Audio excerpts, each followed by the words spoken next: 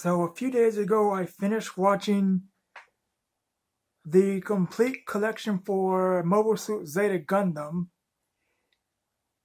and I must say the story was quite good. Kind of dark, truth be told, but then again, that is a war story, so that's how war is. It's meant to be dark, it's meant to be gritty, and yes, it's meant to be harsh. Overall, a good majority of the characters were kind of cool. Having some of the old characters from the original Gundam was kind of neat. Although, given the way that Gundam tends to be, that's not unexpected.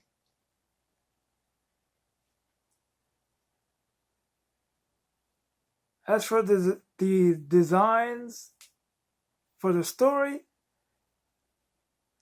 those were fairly decent. And as each of the respective arcs came up, I actually found them to be quite interesting.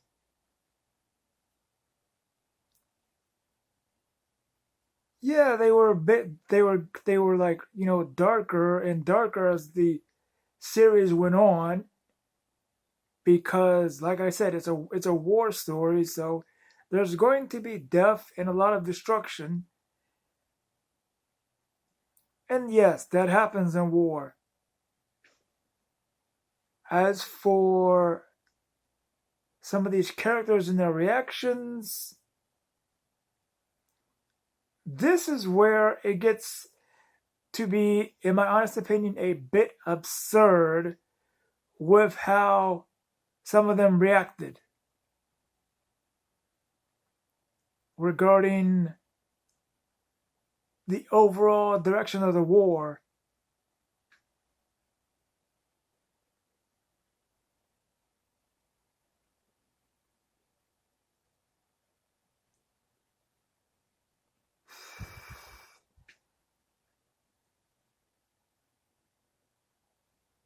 Now, as for my personal opinions on some of these characters, that's, yeah, that's going to be quite the conundrum in how to describe their personalities. Because there are several of the main characters who are really absurd when it comes to their viewpoints regarding warfare and some other things.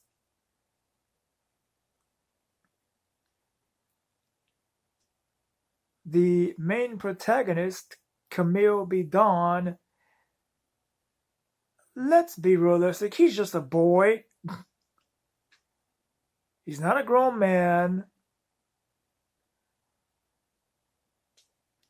He is simply trying to be a child, but unfortunately, the circumstances of war force him to grow up too quickly, and many people have said that he is one of the weaker characters in the Gundam series overall.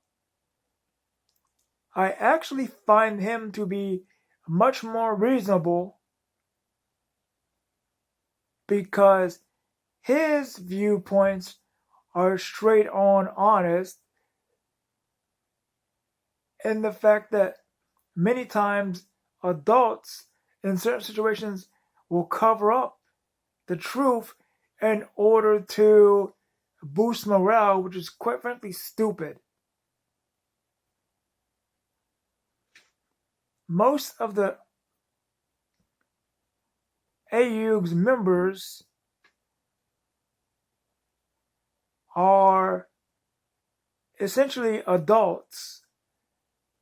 So really, they're using deceit to effectively boost morale is pathetic. Now, as for Camille's friend Yuri, she's weird. She is literally weird. And I'm not talking about her hairstyle either. That's not so weird. What's weird is the fact that she, despite her being an okay combat pilot, she tends to spout some nonsense sometimes.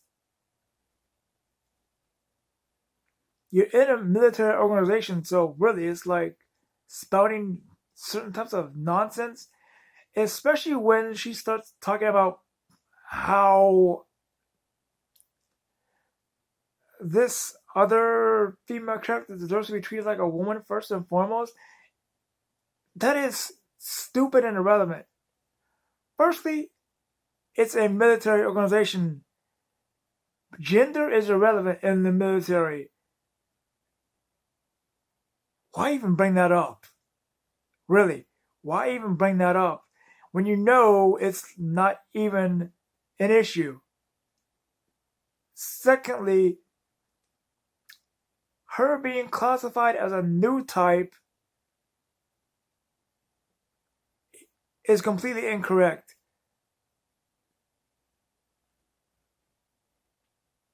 She's literally just a normal human being.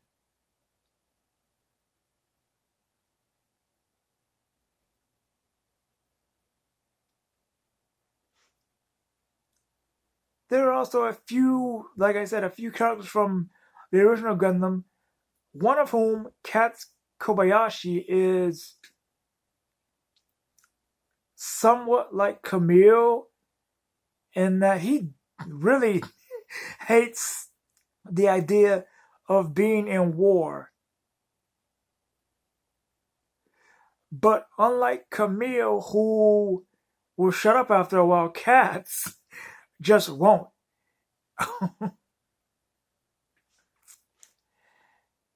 He even gets into arguments with his own father over such things. But what Katz's biggest problem was his overall attitude regarding being insubordinate and disobeying the direct orders of his superior. It's no wonder he got corrected like 15 times during the series. You don't take off without permission from your superior officers. That never goes over well.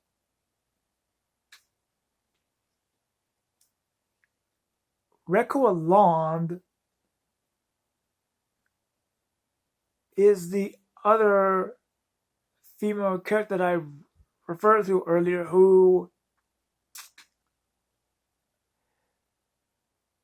in terms of personality,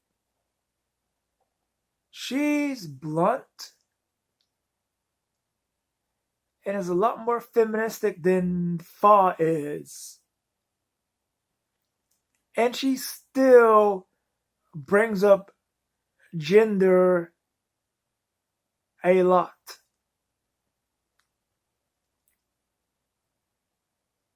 Why waste time bringing up an irrelevant subject in the military when you have a war to fight?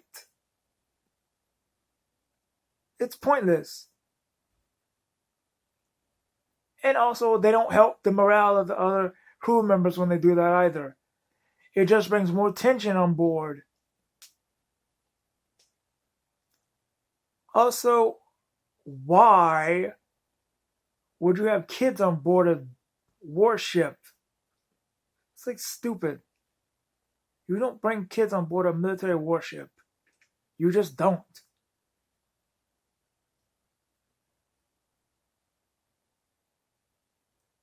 Now, the two kids, Shinta and Coom, they do try to help out, but they mostly end up getting in the way, which really annoys the other crew members, especially the mechanics. I get that they want to help out, but trying to essentially mimic some of what the other crew members do, that's not going to help at all. You effectively cause more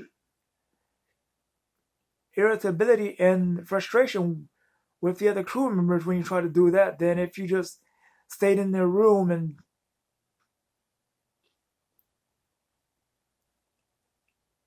and just kept quiet the whole time.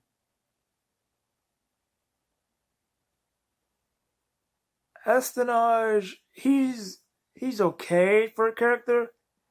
It's just his advice to Camille about relationships really, man? Really? You're trying to tell some things to a child who's already confused and quite frankly who's also kind of unhinged? Wow. I gotta give him an F minus for that. That's horrible. And especially in combat situations, really, you're doing that to try to boost his spirit, but you're not helping with that. On the real, they really should have had Asuna stick to just doing mechanical work on the Gundam, the Hyakushiki, the Metis,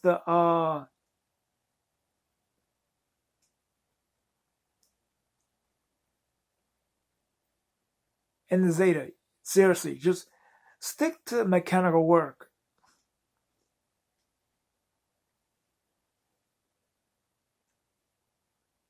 Also, Captain Bright Noah,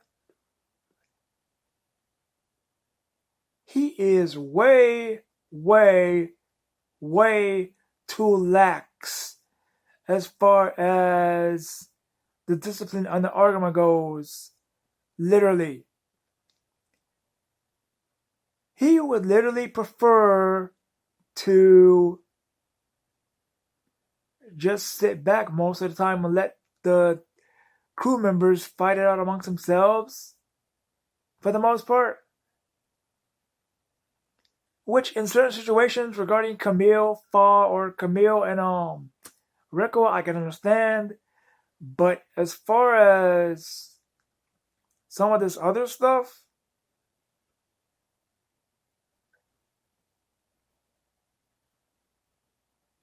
it's just pathetic. In fact, he talks about how disciplined he is, but he never even disciplines Fa or Rekoa in the same way he does to Camille, Torres, Katz.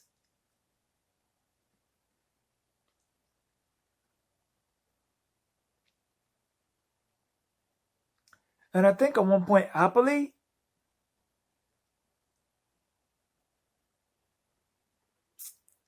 For some weird reason, he never corrects Casvo von Dykum, whose nickname he actually stole from a dead man. That's the other thing. Chara's real name isn't Char as in the book. It's Casvo Zion Daikum. He's the son of the original founder of Zeon, Zeon Zomdaikum. And the reason he had to change his name was because he pretty much defected from the principality, I think during the events of Stardust Memory. So yeah,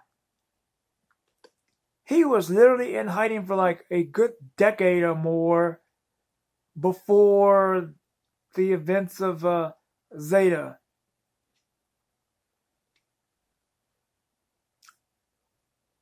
In the AU, that's an organization that's supposed to oppose the Titans unit of the Earth Federation forces. In reality, I think it should be AE. Yeah, it's like AEUG, but it's like it should be Anti-Earth Federation Union Group because the way that they have it is like makes you think they're opposing the Earth itself, but they're actually opposing the Titans branch of the Earth Federation forces. But that's still weird how they translated it.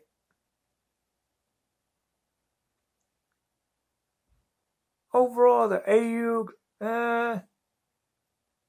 they lack this. They lack discipline. Seriously, even the corrections don't help out.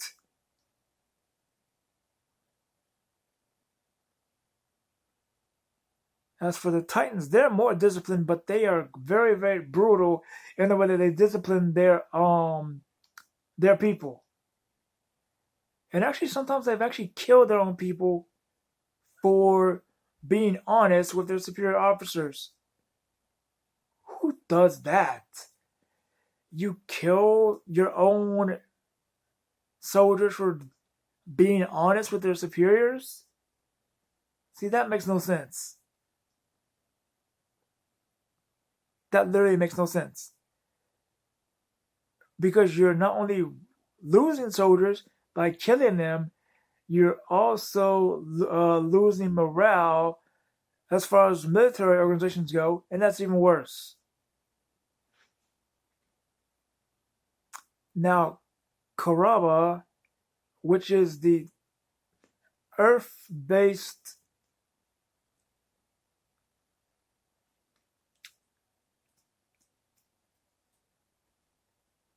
support group for the AU, they're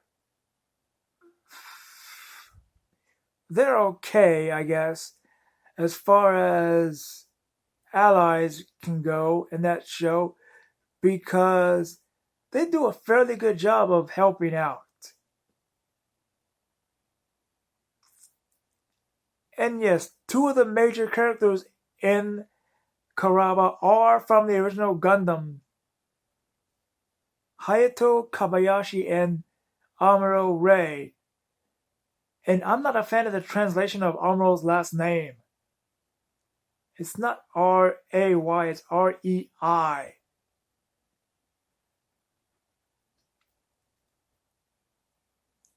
And in case people aren't aware, Hayato survives late into Double Zeta Gundam.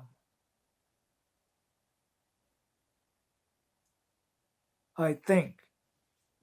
Might have to do more research, but I think he does survive into Double Zeta Gundam, which is an even weirder show.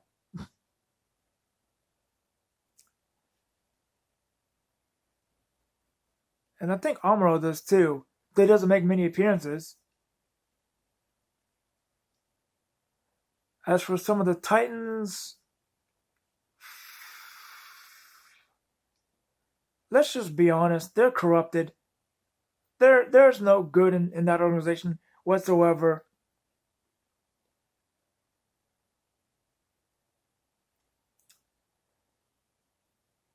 Supreme Commander and Founder Jamitav Hyman is weird.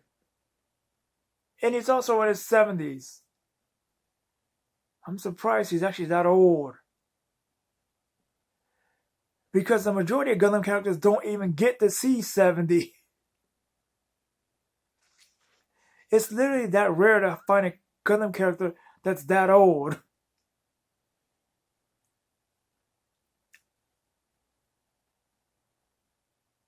His chief lieutenant is a man named Bosk Ohm, who looks like who looks like a giant donut because of how fat he is. But make no mistake, Bosk is as cruel as you can get. He even goes so far as to use nuclear weapons and chemical gas twice. At least on the chemical gas part, he used it twice. And the reason I said nuclear weapons is because he pretty much tries to drop a colony onto like 2 different places twice during the show. It's absurd. It should be noted that Emma Sheen, she starts out as a Titans officer during the beginning of the show, and then by like episode 15, she is an AUG member. So yes, she defects because she got sick and tired of seeing the corruption firsthand. Unfortunately, there was nothing she could have done about the corruption anyway. It was too widespread. As for her personality, she was alright, I guess, trying to be by the book as a Titans officer, but even that wore on her nerves a lot because nobody listened to her.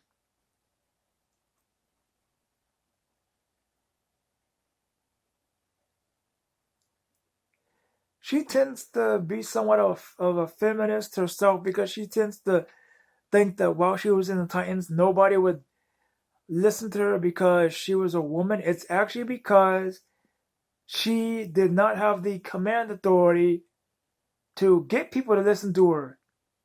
It had nothing to do with gender. If you're a lieutenant junior grade, you do not have the command authority to override your superior officer. You just don't. And actually, there's a few officers in the Titans who really should be like majors or captains by now because they have like 3 or 4 stars on their sleeves, but for some weird reason the Titans don't really care to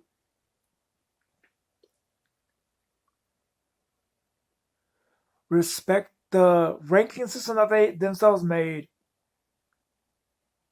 And they think they're above the rules and regulations of the Earth Federation itself. Which is the other thing that I've noticed about it. It gets real crazy in Zeta Gundam how devastating the conflict is. They really should have called it the Grips War because that's what it really was, a war.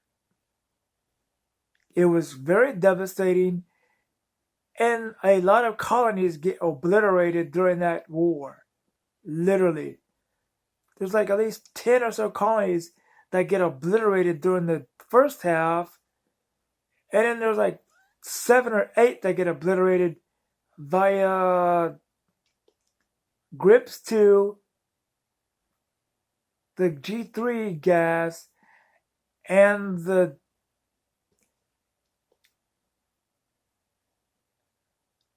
AUG's possession of Grips 2 later on. And yeah, the AUG does use Grips 2 as a weapon, which I find that kind of weird because usually the AUG is against using massive weapons of destruction to do such things.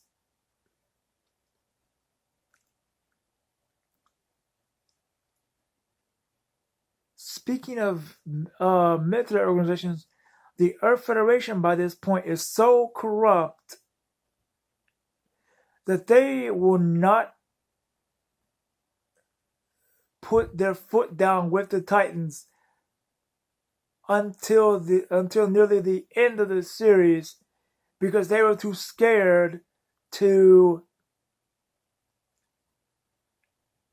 do anything to upset the Titans' rise to power. They literally let them get away with a bunch of atrocities. It's not even funny.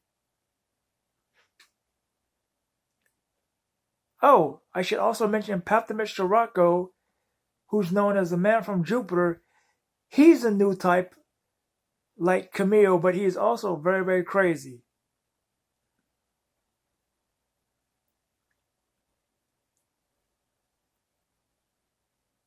The cool thing about him is he makes his own mobile suits. Though how he does not go broke from doing that, I'm not sure. Also, Sarah Zabrioff, who is also a Titans member, she's kind of weird because she starts having crushes on Camille and Cats, which naturally makes it worse for Camille because Camille is already split between Fa, Rekua, Emma. I don't think he likes Haman that much though. But the three I just mentioned, yeah, he's definitely fond of those.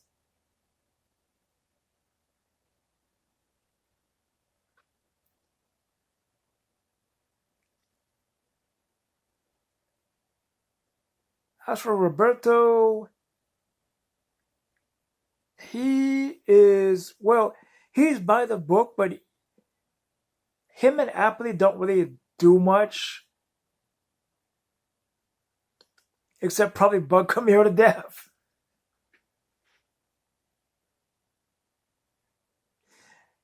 Because I think they're trying to get him to understand how to be a soldier, but their approach doesn't really work. Especially Appley trying to tease Camille, that's not gonna work.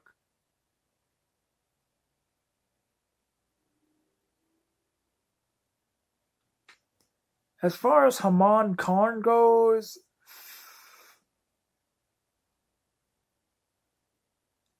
she is a nutcase. Because she is not above letting her own men die to suit her own needs. Yeah, she's worse than a Black Widow spider. She literally has her own motivations for seeking alliances with people.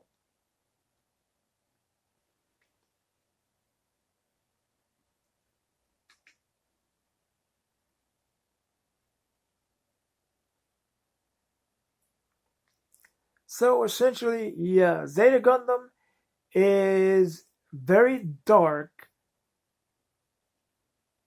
in its portrayal of war. It is very brutal in its way of showing details of what happens in war, and it is quite obvious that the show pulls no punches when it comes to honesty about what war is. This has been my review of Mobile Suit Zeta Gundam. Thank you all for watching. If you liked the video, please like, subscribe, share, and comment in the comment section. Thank you all and have a good evening. Goodbye.